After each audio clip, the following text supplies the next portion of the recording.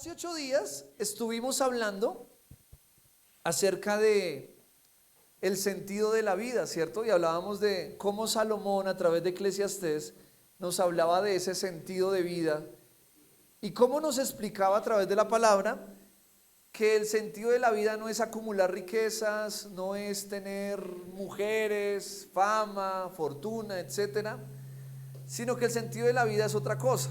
El sentido de la vida es algo totalmente diferente y es un sentido que se da a través de disfrutar lo que Dios nos dio. El hecho de hoy estar aquí reunidos es una razón para yo sentirme feliz. El hecho de respirar, el hecho de haberme despertado esta mañana y estar aquí en esta mañana es una razón para agradecer a Dios. Es una muestra del amor y de la gracia de Dios. Pero también hablábamos de que Salomón hablaba de que todo tiene su tiempo, de que hay tiempo para llorar, hay tiempo para reír, hay tiempo para construir, hay tiempo para destruir, hay tiempo para todo. Y él dice que tenemos que aprender a valorar cada temporada de nuestra vida y no intentar adelantarnos a temporadas, incluso tratar de disfrutar aquellas temporadas que parecen no ser tan buenas, pero que seguramente van a dejarnos una enseñanza de vida. Y finalmente decíamos que la importancia y el sentido más importante de la vida es el temor a Dios. Eso es lo más importante, porque él dice que el propósito de Dios para con cada ser humano es que el ser humano le tema a Dios. Y esa es la conclusión del libro de Eclesiastés. Entonces, partiendo de ahí, de que el sentido de la vida es el temor a Dios, o sea, partiendo de esa base, la pregunta es, ¿y yo cómo puedo practicar ese temor? Porque si el sentido final de la vida de un ser humano es el temer a Dios, pues tenemos que empezar a evaluar cuál es ese temor a Dios, cómo puedo practicar ese temor a Dios y cómo ese temor a Dios realmente me va a llevar, como dice Salomón, a disfrutar la vida, porque no es un disfrutar del pensamiento de disfrutar de afuera, del mundo, de las fiestas, de las drogas, de las cosas que no nos convienen, sino es un disfrutar diferente, es un disfrutar bajo el temor a Dios. Y es ahí donde hoy vamos a partir con un mensaje llamado con toda mi alma, con toda mi alma. Y miren que alma viene de dos raíces, una es hebrea y esa raíz hebrea es la palabra nefesh. ¿Cómo es? Nefesh. Y del griego psige. ¿Cómo es? Psige. Eso. Ambos hablan del alma y ambas interpretaciones en el hebreo y en el griego habla de que el alma es la criatura que respira. Respire por un momento. Entonces usted es una criatura. ¿Qué quiere decir eso? Que usted tiene un alma, ¿cierto? Usted es un alma viviente. También habla de que es un ser vivo. ¿Cuántos aquí están vivos? Amén, ¿cierto? Entonces, si usted es un ser vivo y es una criatura que respira, es un alma. También habla que es una persona o un individuo. Entonces, en ese orden de ideas, la palabra griega, la palabra hebrea de alma, habla de que es una persona como tal. Entonces, eso quiere decir que la persona que vive, que respira, es un alma viviente, es un alma que tiene un cuerpo, es un cuerpo prestado, ¿cierto? Porque este cuerpo un día va a dejar de funcionar, pero este cuerpo tiene un alma. Y bueno, creo que lo dije en desorden porque la Biblia habla que somos un espíritu que tiene un alma y tiene un cuerpo, ¿cierto? El espíritu es donde Dios habla, por eso la Biblia dice, levántate tú que duermes y te alumbrará Cristo, le está hablando al espíritu, por eso la Biblia dice que la palabra de Dios es una espada doble filo que penetra hasta partir el alma y el espíritu. O sea, el espíritu es el yo verdadero, o sea, es la criatura que Dios creó y le dio un alma y le dio un cuerpo. Esa alma, ese ser vivo que es el alma, es el intelecto de la persona, es el lugar donde radican las emociones, los sentimientos, los pensamientos, es en el alma. El cuerpo simplemente sigue de alguna forma las indicaciones que nuestro ser interior le está dando a través del cerebro, ¿cierto? Y nuestra vida se rige por el estado del alma, ¿verdad? El estado de esa alma, de ese ser viviente que permite atesorar cosas buenas o cosas malas dentro de él o dentro de ella, ¿cierto que sí? Entonces, pueda que esa alma esté funcionando y va a funcionar, pero de acuerdo al estado de esa alma, pueda que el espíritu esté dormido o el espíritu esté despierto. ¿A qué voy con esto? Por eso vuelvo y repito. Pablo dice en Efesios, despiértate tú que duermes, pero no le está hablando a una persona literalmente dormida, porque el cuerpo está despierto, el alma está despierta porque el alma está razonando, pero por causa de un alma que no está honrando a Dios, un alma que está llena de oscuridad, el espíritu de esa persona está apagada o está dormida. Y Dios necesita despertar ese espíritu, pero para despertar ese espíritu, Dios necesita también trabajar con el alma, que son los pensamientos, que son las emociones. Y la Biblia a mí me habla del alma. Mire, por ejemplo, que el libro de Génesis capítulo 2, versículo 7, Génesis 2:7 dice lo siguiente: entonces Jehová Dios formó al hombre del polvo de la tierra y sopló en su nariz, ¿qué? Aliento. Y fue el hombre un ser viviente. Acuérdense que el alma es un ser viviente. Entonces aquí habla que Dios dio un aliento, es el aliento de Dios en nosotros. Por eso todos de alguna u otra manera tenemos una conciencia de Dios en el mundo. Por más ateo que la persona sea, hay una conciencia divina dentro de esa persona. Hay una conciencia del bien y del mal desde que nacemos, porque hay una conciencia de Dios por el aliento de vida de Dios. Pero ese hombre llega a ser un ser viviente, es decir, llega a ser un alma, que en hebreo, como les decía, es nefesh, o en griego psique, que es un alma, es un ser viviente. En ese ser viviente, ¿verdad?, que tiene un aliento de vida de Dios, y por eso hay una conciencia de Dios, pero es un ser con una capacidad intelectual, una capacidad de tomar decisiones. Es ahí donde Dios tiene que trabajar, y nosotros tenemos que permitir que Dios trabaje. ¿Por qué? Porque mire lo que dice Ezequiel capítulo 18 versículo 4. Ezequiel 18:4 dice lo siguiente: he aquí que todas las almas son mías. ¿De quién son las almas? De Dios. Como el alma del Padre, así el alma del Hijo es mía. El alma que pecare, esa, o sea que el alma tiene la capacidad de pecar. Entonces, por eso yo les decía que dependiendo de la condición del alma de la persona, el espíritu, que es el aliento de Dios en la persona, o va a estar dormido o va a estar despierto. El deseo de Dios es despertar el espíritu para que el viejo hombre, o sea, el alma pecaminosa, muera, y ahora Dios constituya una nueva persona creado según Cristo Jesús. Pero aquí está hablando Dios que miren, Él creó el alma, Él dio ese ser viviente, pero ese ser viviente tiene la capacidad de pecar, tiene la capacidad de pecar, y el alma que pecare, esa morirá. Es decir, que toda alma humana va a tener que darle cuentas a Dios, va a tener que rendir cuentas a Dios. Y Dios dice, mire, tanto la del Padre como la del Hijo es mía, pero lo que haga el Padre y lo que haga el Hijo van a tener que dar cuentas delante de mí. El alma que decida pecar, esa morirá. Entonces, cuando yo hablo de temer a Dios y hablo de querer agradar a Dios, yo tengo que empezar a entender cómo a través de mi alma yo puedo alabar y puedo temer a Dios. Entonces, con base en lo que estoy diciendo, el alma tiene la capacidad de pensar y de tomar decisiones. La capacidad de pensar y tomar decisiones. Entonces, si el alma es corrupta, las decisiones ¿cómo van a ser? Corruptas. Si el alma está llena de oscuridad, ¿cómo van a ser sus emociones? Malas, oscuras, ¿verdad? El alma también tiene la capacidad de sentir, porque es la capacidad que Dios le dio al ser viviente, de sentir. El cuerpo físico siente dolor físico, pero el alma siente un dolor espiritual. Y es cuando usted dice, me duele el corazón, pero no habla literalmente de su corazón físico que está palpitando acá, sino de su corazón espiritual. Usted dice, me duele el alma, ¿verdad? Esa necesidad de llorar o esa necesidad de alegrarse es algo que radica en el alma. El cuerpo simplemente reacciona a lo que el alma está sintiendo. Si el alma siente miedo, el cuerpo reacciona, por ejemplo, colocando la piel de gallina, ¿verdad?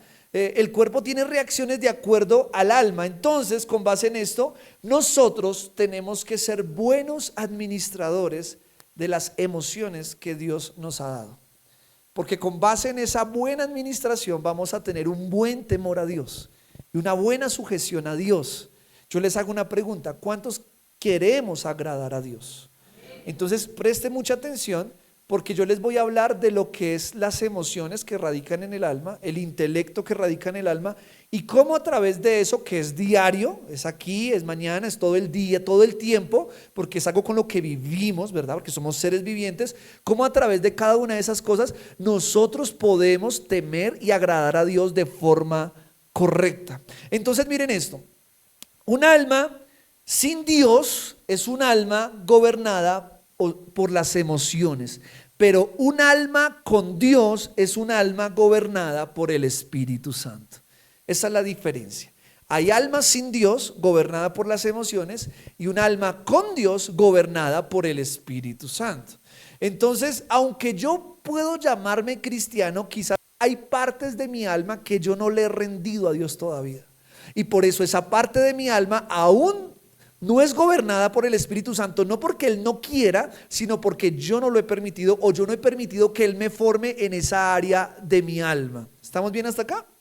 Entonces miren, por ejemplo, la Biblia nos habla de las diferentes emociones, sentimientos que el alma puede llegar a sentir y siente, y usted y yo sentimos diariamente o sentimos muy regularmente. Uno muy conocido y que la Biblia resalta mucho es la alegría y el gozo. Diga conmigo, alegría.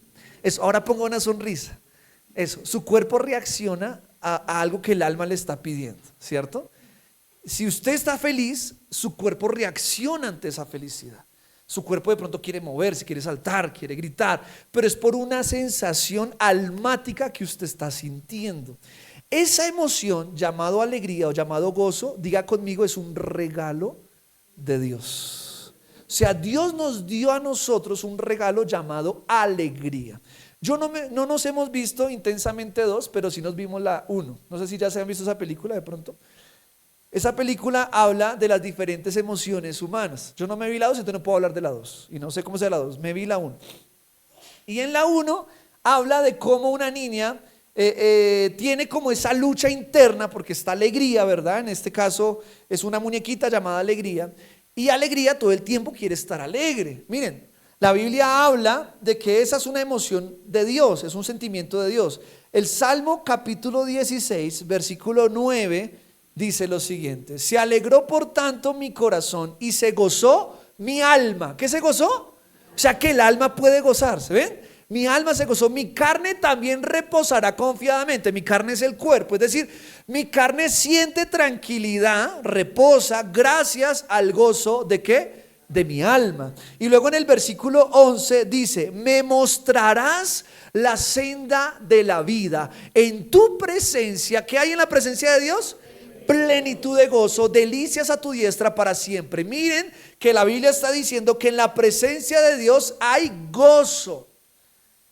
Entonces, un alma que viene a la presencia de Dios va a tener una sensación de gozo, porque en la presencia de Dios hay algo llamado gozo. Y no solamente es gozo en toda su plenitud. O sea, la alegría total y verdadera proviene de la presencia de Dios. Por eso Salomón dice: usted va a ser realmente feliz o le vaya realmente sentido a la vida cuando tema a Dios. ¿Por qué? Porque la verdadera alegría, el verdadero gozo, el que permanece, proviene de la presencia ¿de quién?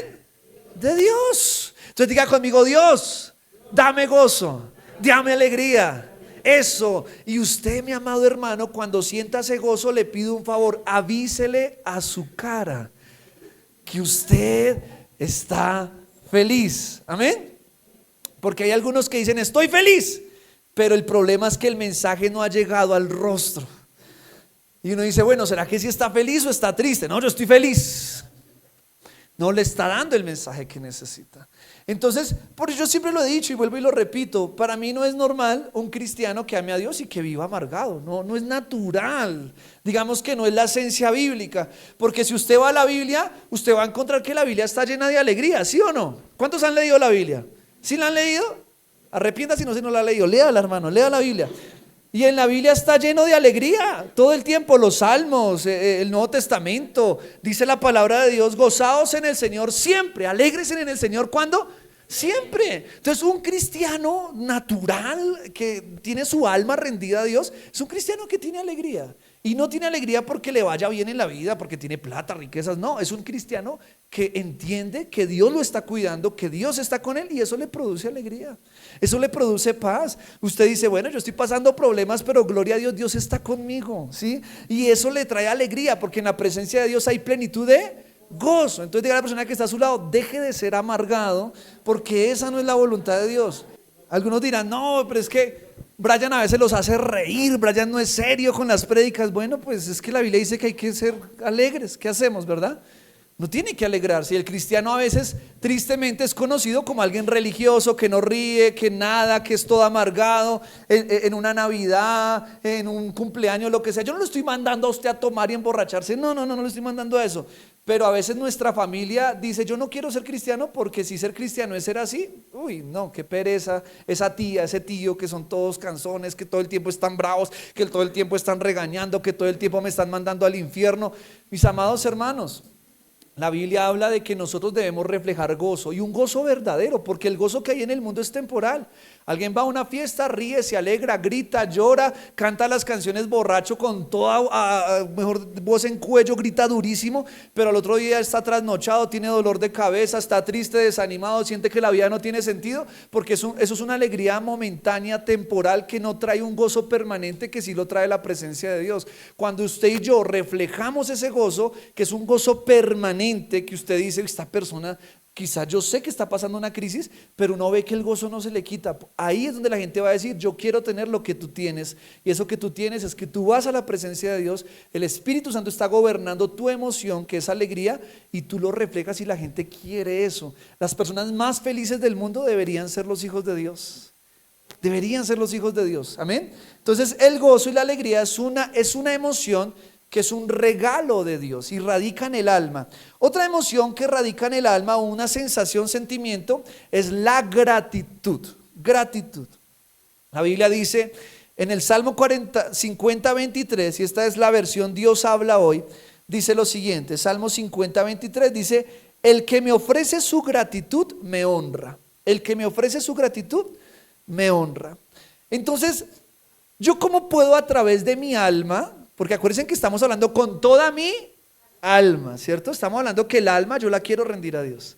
Entonces, ya hablé que con mi alma yo puedo expresar a Dios honra a través de la alegría, pero también dice el Señor, cuando tú me ofreces gratitud, tú me honras. La gratificación, que es una sensación almática que te puede llevar a reír, incluso a llorar, de agradecimiento, porque es una sensación que radica en el alma. Dios dice, hónrame a través de la gratitud. Y en Efesios la Biblia dice, dad gracias en todo tiempo. En todo tiempo. Y la Biblia es muy enfática en esto. Dad gracias en todo tiempo. ¿Qué quiere decir esto? Que el agradecimiento en Dios no radica solamente en los momentos alegres y felices, en los momentos que todo me sale bien. La gratitud en Dios es incluso agradecer por los malos momentos. Y es decirle, Dios, gracias, porque aún a pesar de esto que yo estoy viviendo, voy a aprender algo voy a aprender. Y cuando tú vives como una persona agradecida, tú atraes la atención de Dios. ¿Sabía usted que las personas agradecidas atraen la atención de Dios? No hay nada más feo que una persona desagradecida, orgullosa, una persona que le cuesta decir gracias, que pareciera que le duele. No lo puede decir. Le cuesta agradecer por la comida, andan bravos todo el tiempo, no agradecen nada. Mi amado hermano, usted tiene que ser alguien agradecido desde la mañana. Ahorita no lo decía Nata al iniciar la prédica, ¿cuántos esta semana agradecieron porque salió el sol? ¿Cierto? Yo sé que estamos acostumbrados, y Salomón lo hablaba, hace 8 días lo hablábamos, decía, a veces nos acostumbramos a la sencillez de la vida, que no nos damos cuenta que en medio de esa sencillez, en esas pequeñeces, ahí hay forma de agradecer a Dios, de dar gracias por el sol, por la lluvia, por las plantas, por todo. Gracias, Dios mío, gracias, gracias, Padre. Y cuando usted vive agradecido con Dios, usted refleja eso también con las personas. Un cristiano, un hijo de Dios, debe ser una persona agradecida en todo tiempo. Es una persona, usted sabe que el colombiano, incluso el latino, da gracias hasta por cosas que no tiene que dar gracias. ¿Me regala una moneda? No, Señor, gracias. ¿Cómo así? Gracias, ¿por qué? Uno da gracias por todo. ¿Y de qué me da gracias? No, de gracias. Entonces lo van a robar, gracias. Y es algo que ya está radicado quizá en uno. Pero miren que la gratitud es algo de Dios. Y qué bonito cuando usted en su casa primeramente agradece cualquier cosa. Si le sirven un plato de comida, dé gracias. Esa es la voluntad de Dios, dar gracias. Si usted está afuera en su trabajo o en la calle, va a un restaurante, dé gracias. No le cuesta nada. ¿A alguien le dolió decir gracias? ¿Le cobraron dinero por decir gracias? No cuesta nada. Pero sí puede cambiar el día de una persona, decir gracias. Entonces la gratitud es una sensación, un sentimiento, una emoción que se produce en el alma y que Dios nos la ha dado para que la sepamos administrar. Y es administrar, es aprender, como dice Efesios, a dar gracias en todo tiempo. Y dice la Biblia que a través de la gratitud honraremos ¿a quién? A Dios. Una manera de honrar a Dios es dando gracias, gracias. Es otra sensación y es llamada sorpresa. Sorpresa. Usted diga, ¡ah! ¿Se ha sorprendido alguna vez? ¿Sí? La Biblia dice, aquí se me escapó el versículo, no sé si de pronto lo anotaron, Isaías 43, 19 dice lo siguiente: he aquí que yo hago cosa nueva, pronto saldrá a luz. No la conoceréis, otra vez abriré camino en el desierto y ríos en la soledad. Dios es un Dios de sorpresas. Dios es un Dios de sorpresas. Dios, cuando uno está en la voluntad de Dios y uno ve a Dios en todo, uno ve que Dios a uno lo sorprende. Y cuando uno se sorprenda, usted sorpréndase agradeciendo en ese momento. Esa sensación de sorpresa tiene que ser una sensación almática que también lo lleve a honrar a Dios. Y la Biblia dice, miren, ustedes vivan con una sensación de sorpresa, de expectativa, porque he aquí yo hago cosa nueva. Pronto saldrá la luz. Cuando dice pronto habla de una expectativa. Entonces el cristiano debe vivir con una expectativa de que Dios va a hacer algo. Y eso se llama también fe, porque usted vive con la sensación, con el pensamiento de que Dios va a hacer algo. Entonces se levanta en la mañana y dice: Dios, yo no sé qué vas a hacer hoy, pero algo vas a hacer, sorpréndeme, Dios. Y usted vive con esa sensación de sorpresa, ¿cierto? Y cuando viene la sorpresa, porque va a llegar, usted diga: Dios, gracias, yo lo sabía, que tú me ibas a sorprender. Amén. Y viva con eso. Vea, en la situación que usted viva en su vida, en su casa, en su familia, de problemas, lo que sea que esté viviendo, usted tenga una sensación, diga: yo sé que Dios va a hacer algo. Y le va a decir: ¿qué va a hacer? No sé, pero yo sé que Dios va a hacer algo. Mantenga esa fe, mantenga esa expectativa de vida. Pueda que ahorita la situación no sea la mejor, pero mantenga una expectativa de vida, porque es una sensación que Dios quiere que tú tengas, una sensación de sorpresa, de Dios, sorpréndeme, yo sé que vas a hacer algo. Y eso también te produce alegría, porque la alegría no se va a basar en el presente, sino que se basa también en la expectativa de que Dios va a hacer algo. ¿Estamos bien hasta acá? Entonces, y esta ya nos vamos a unas sensaciones que usted puede decir: eso no es de Dios, pero yo te voy a explicar que también son un regalo de Dios. Y es la ira, enojo. Algunos dirán: uy, Dios reprenda al diablo. Espere, porque el diablo no tiene la capacidad de dar nada. Y eso lo explicaba en un grupo de Tintos con Jesús hace poco. Nosotros pensamos que la ira es algo diabólico. Y cuando pensamos que eso es algo exclusivamente diabólico, lo que estamos haciendo es darle poder al diablo de algo que él no tiene la capacidad de crear. Escuche esto porque es muy importante. Acuérdense que estamos hablando de ser buenos administradores de las emociones. El enemigo no puede dar nada, ¿listo? Él no es creador de nada. En otras palabras, lo que vemos hoy, que es como oscuro, como que digamos la ira que se convierte en algo oscuro, es una perversión de un regalo inicial de Dios. No se pierda conmigo. Es decir, Dios dio las emociones y los sentimientos en el alma. ¿Es un regalo de quién? De Dios. Pero el enemigo trata de transformar o pervertir esa emoción o ese sentimiento en algo negativo. Por ejemplo, la alegría, ¿la alegría de quién es? De Dios. Pero ¿cuántos saben que hay personas que sin temor de Dios aparentemente se alegran en una borrachera, en una droga, metidos en droga? ¿Será que ahí está la voluntad de Dios? No. Hubo una perversión, ¿cierto? Pero no es una alegría. Entonces el enemigo sabe lo que Dios nos regaló y lo que intenta es pervertirlo. Entonces hay gente que dice: yo estoy feliz, pero es porque está en ese momento bajo las alucinaciones de la droga o bajo los efectos del alcohol. Y hay personas que alcohólicamente pues actúan de diferentes maneras. Unos lloran, otros se duermen, ¿cierto? Y otros son súper alegres. Y uno pensaría: no, como la alegría es de Dios, entonces hay que tomar, porque es que no, ahí hay una perversión de la alegría. Lo mismo pasa con la ira. La ira es un regalo de Dios y hoy quiero que cambiemos el chip porque de pronto es lo que estás aprendiendo hoy es diferente. La ira es un regalo de Dios y ya te lo voy a mostrar. ¿Por qué? Porque la Biblia dice que Dios es amor, pero también es... Dios también es bravo, sí. Dios también se enoja. ¿Usted ha leído en la Biblia donde Dios se enoja? Y yo les daba un ejemplo y se los he dado varias veces y lo daban en el grupo de Tinto con Jesús. Usted sabía que Dios en un momento de ira que él tenía, estuvo a punto de destruir a todo su pueblo, que le dijo a Moisés, ya no me aguanto más. Estoy cansado de este pueblo rebelde, idólatra, que no hace caso, que lo único que hace es quejarse. ¿Cuántos aquí somos padres? Cuando uno es padre, uno como que comienza a entender un poquito mejor el corazón de Dios, porque Dios es el Padre perfecto, ¿cierto? Dios es el Padre perfecto. Y a uno como papá muchas veces le da enojo de que usted haga lo mejor por sus hijos.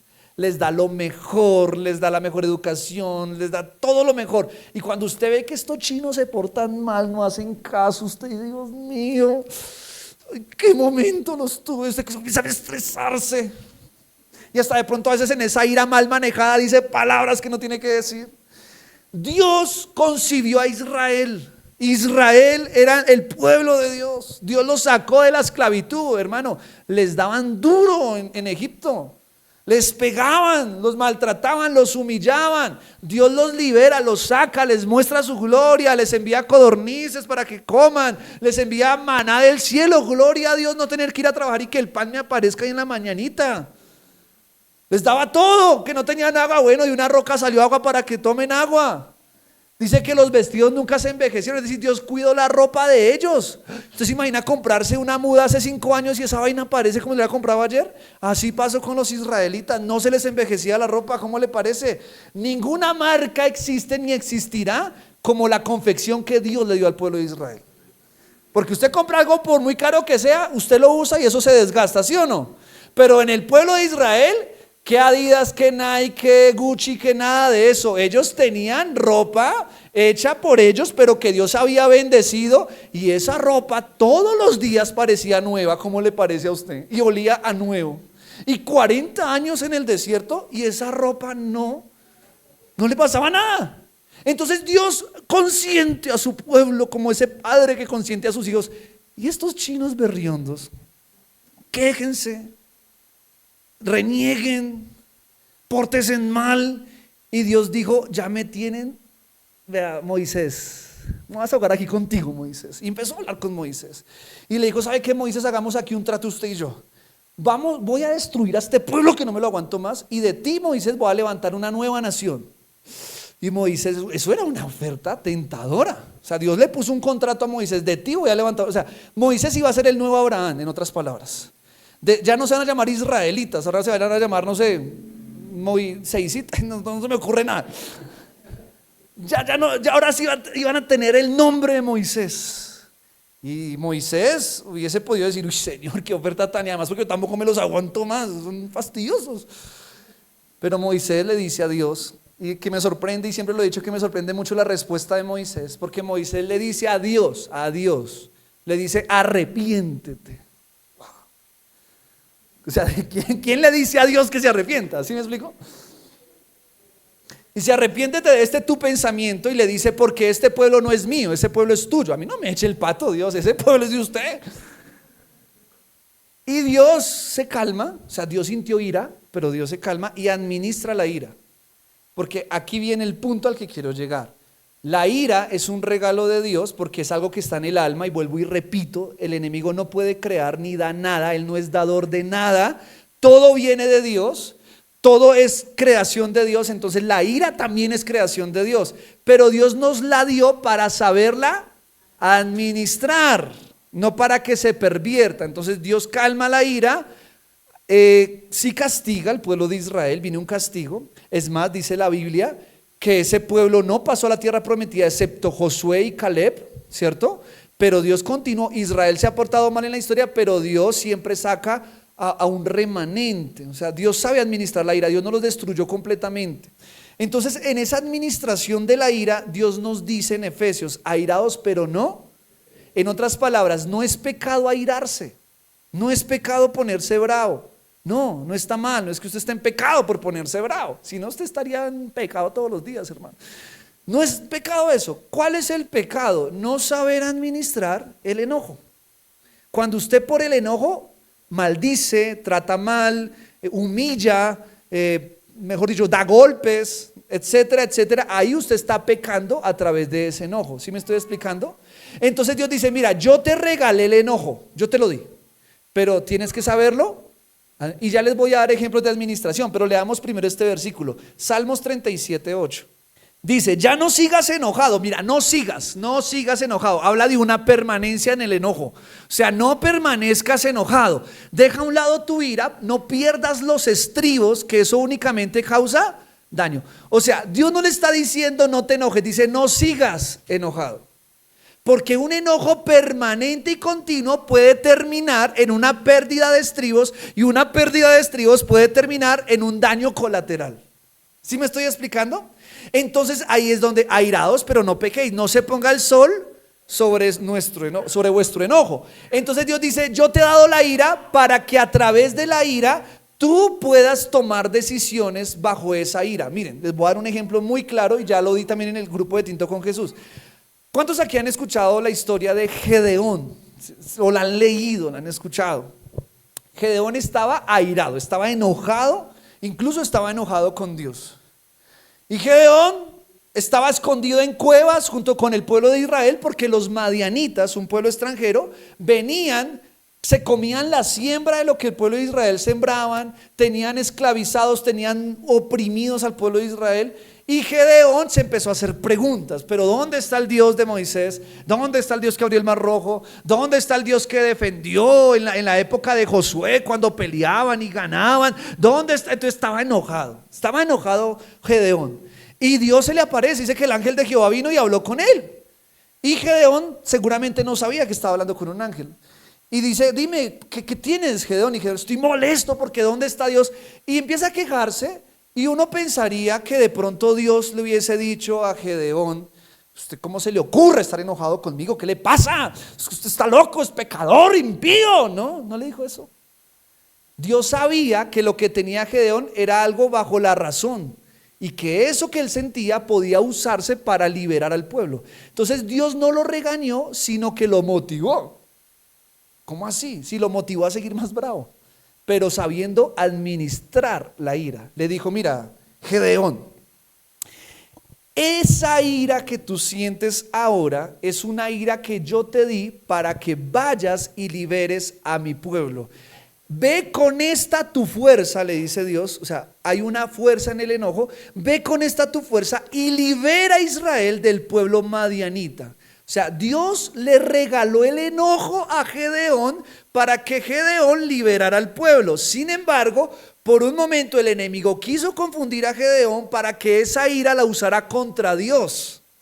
Y lo que hizo Dios fue como que corregir eso, ponerlo en el camino correcto, y le dijo, ve, esa ira no es para que pelees conmigo, no vale la pena, sino que ve y cambia aquello que te molesta. Le hago una pregunta, ¿hay cosas que nos molesta a veces en nuestra vida que usted dice, me molesta esto, me molesta ver esto en la sociedad, me molesta ver esto en la familia? Pero cuando te molesta tú dices es una molestia correcta, porque es que son cosas que no deberían pasar. ¿Sí me explico?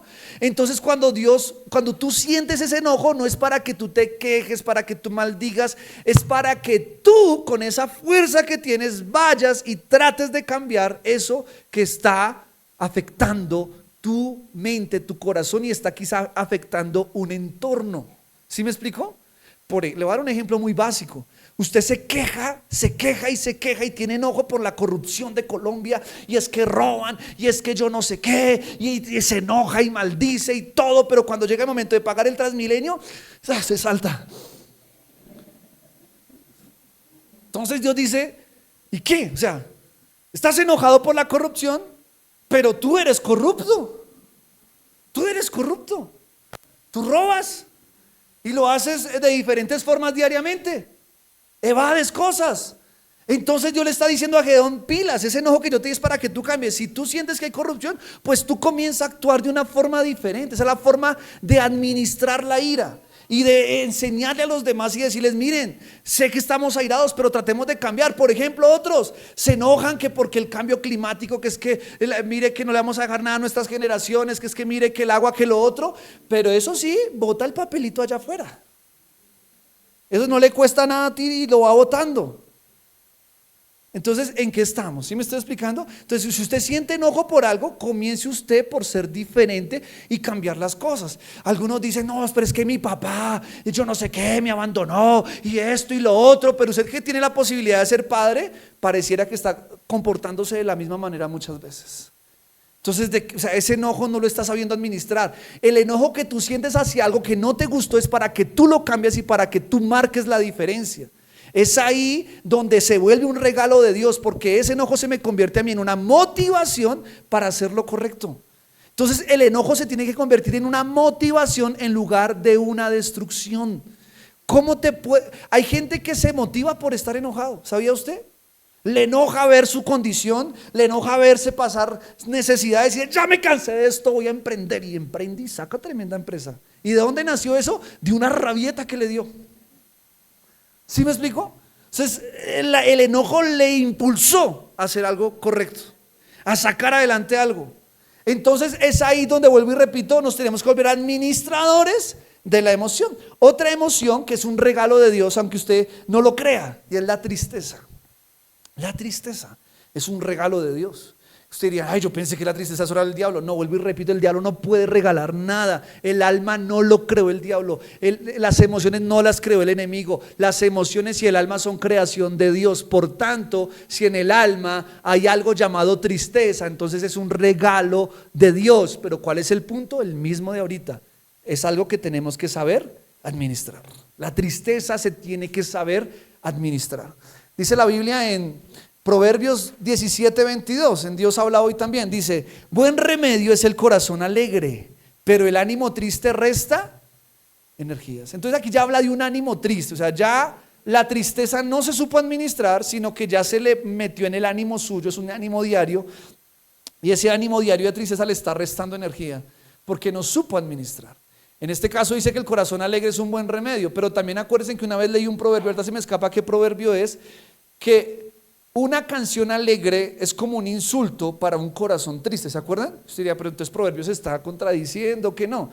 Lo que pasa es que la Biblia es una Biblia tan maravillosa y tan hermosa de estudiarla, que lo que hace es que nos está hablando de ser buenos administradores. Entonces, por ejemplo, en este caso está diciendo que cuando una persona tiene un ánimo triste, a veces uno está muy desanimado y es constante, hay que buscar cómo motivar ese corazón y cómo traer esa alegría para que sea un remedio. Pero hay otras veces donde no es momento para venir con alegría y con algarabía, porque la persona está pasando un momento de luto. Y es lo que dice Proverbios, lo que dice Salomón. Una canción alegre puede ser un insulto al corazón triste, que es otro proverbio que lo leímos hace como 15, 20 días, no recuerdo bien. ¿Esto qué quiere decir? Que como dijo Salomón, hace 8 días lo leímos, todo tiene su tiempo. Hay tiempo para reír, hay tiempo para llorar. Y hay que respetar los momentos de llorar. ¿Por qué? Porque si yo no entiendo que todas las emociones vienen de parte de Dios, yo voy a pensar que todo el tiempo tengo que estar aparentando estar feliz. Una cosa es que usted busque estar feliz todo el tiempo por el Espíritu Santo, pero otra cosa es que usted necesite llorar. Y hay momentos donde necesita llorar y es válido llorar. Hay gente que no llora, después le da un paro cardíaco. ¿Qué pasó? Nunca lloró.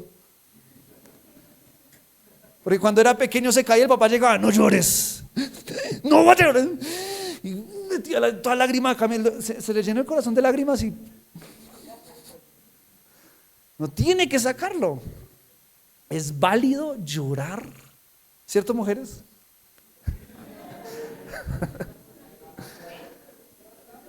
También por eso, hermana.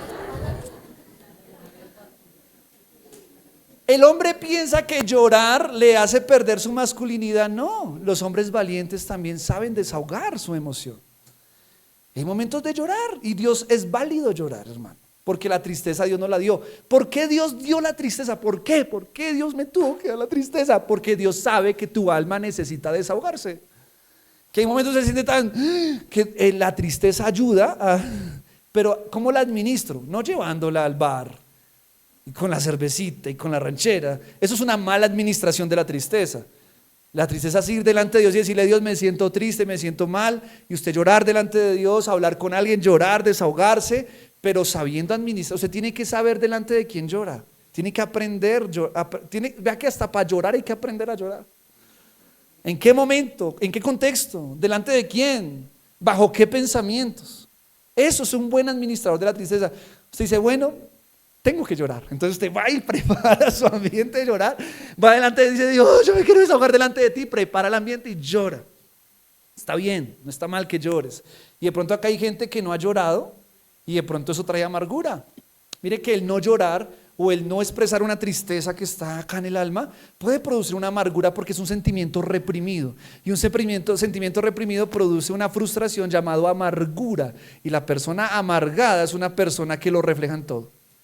Entonces aquí es donde yo vuelvo y entro al tema de ser buenos administradores, y es: si sientes ganas de llorar y sientes que necesitas desahogarte, siéntete libre de hacerlo, solamente hazlo de forma correcta, en el lugar correcto, con las personas correctas, primeramente Dios. ¿Y cuántos han sentido que en algunos momentos decías, usted llora, se desahoga, habla con alguien y siente como que se quitó unas cargas de encima? ¿Por qué? Porque fue buen administrador. Fue buen administrador. Entonces, si usted se siente reprimido aquí adentro, quizá Dios te está diciendo: hoy tienes que sacarlo. Y no está mal, no está mal, no te hace menos hombre o menos mujer. Saca eso que hay en tu corazón, y para eso te di la tristeza, para que saques eso que tienes en tu corazón. Y nosotros como cristianos nos podemos volver religiosos de pensar que porque una persona está triste, entonces eso es que no está con Dios, eso es que no está orando. No, hermano, porque vuelvo y repito, la tristeza también viene de parte de Dios, ¿sí?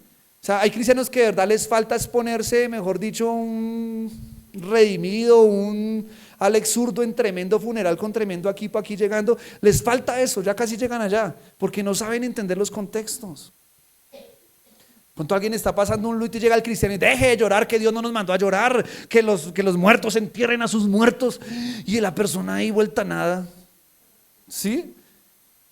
Y el cristiano pues saca, claro, hay versículos, yo puedo sacar versículos: todo lo puedo en Cristo que me fortalece, ¿cierto? En la presencia de Dios hay plenitud de gozo. Y hay gente que no necesita eso en ese momento, necesita un abrazo, necesita un consuelo, quiere llorar, llore, desahógese.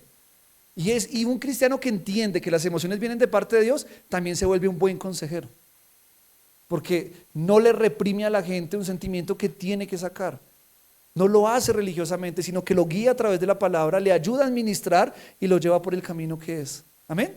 Entonces, aquí hemos visto varias emociones. Veamos otra emoción, otro sentimiento muy conocido, y es el miedo. ¿Cuántos aquí han sentido miedo alguna vez?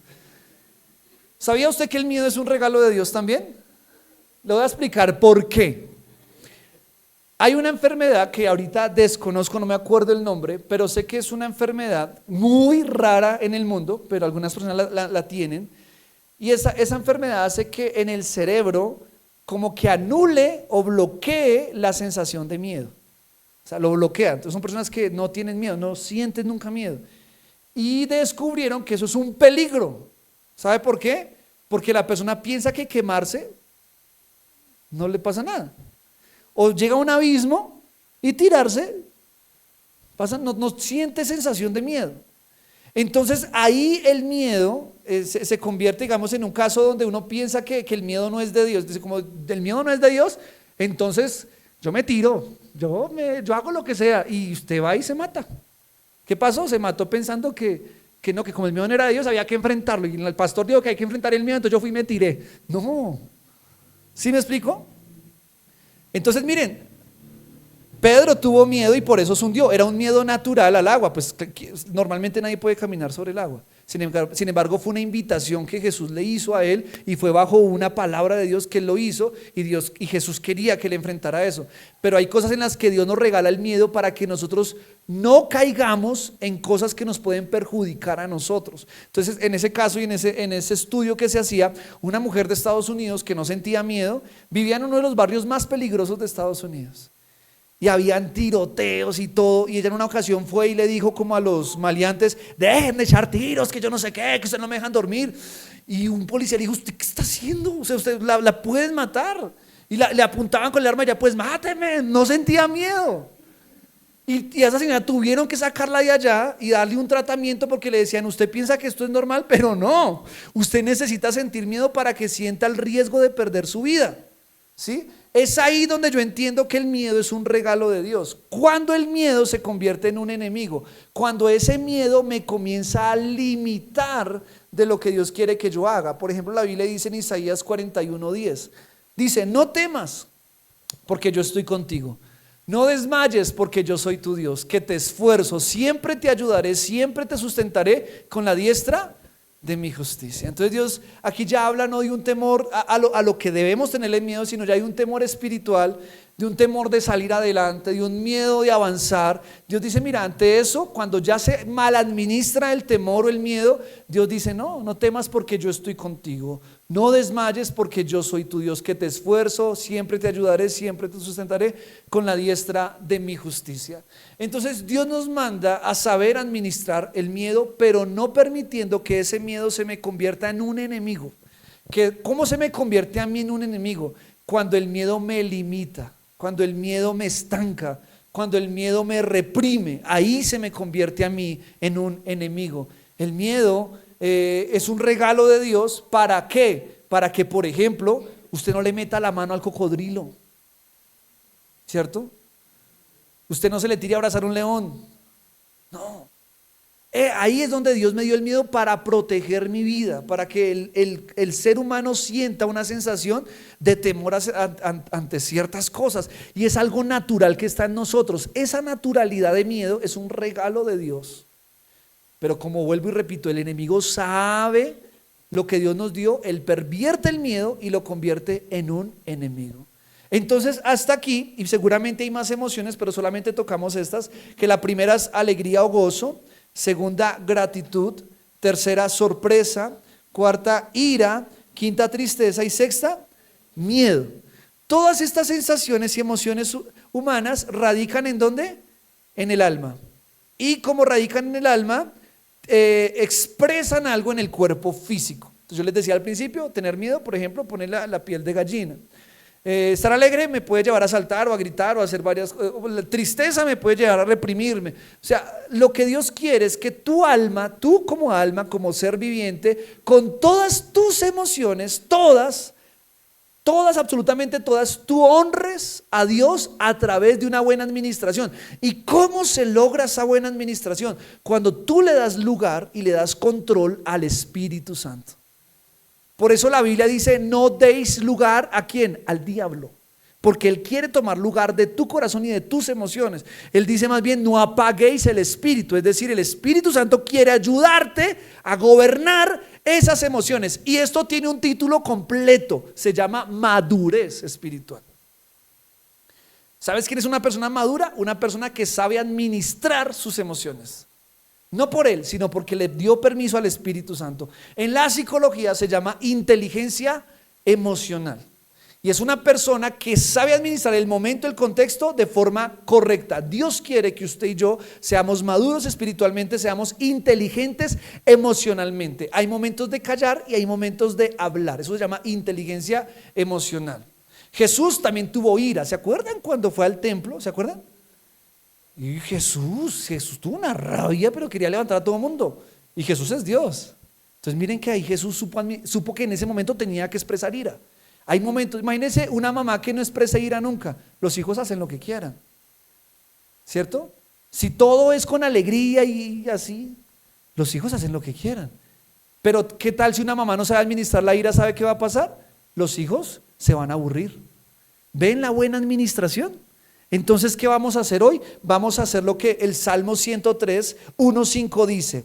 Y ese es el último versículo que tengo acá. Salmo 103, 1:5 dice: bendice, alma mía, a Jehová, y bendiga todo mi ser su santo nombre. Bendice, alma mía, a Jehová, y no olvides ninguno de sus beneficios.